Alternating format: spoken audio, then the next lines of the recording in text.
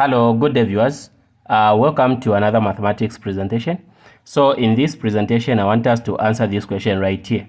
So the question reads, simplify. So we have the third root of 64, x power 12 and y power 3. So we need to simplify this.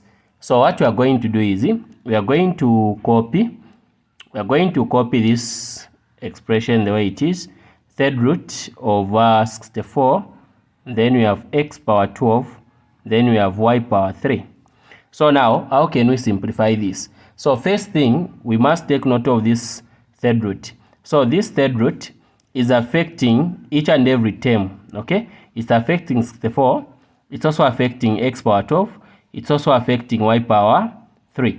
So if it's affecting all these terms inside, you must know that we can separate, okay? We can separate them as, we can write as third root of 64, okay, then we say times the third root of x power 12, then times the third root of y power 3, okay, because this third root is affecting all these terms, so we can separate it like this. Then from this stage, we can start now answering. So the third root of 64, we are looking at the factor of 64. When we multiply it by itself 3 times, we'll get 64. So the third root of 64 is a what? A 4. Times, then let's look at this one.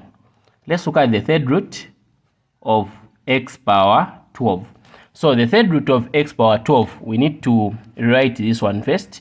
So we understand that if we say 3 times 4, this gives us 12. So we can write this one as the third root of x, okay? And then we say 3 times 4, because 3 times 4 gives us 12, okay?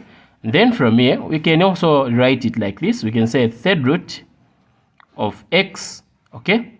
Third root of x, then we say power 4, in brackets, then we put a 3 there.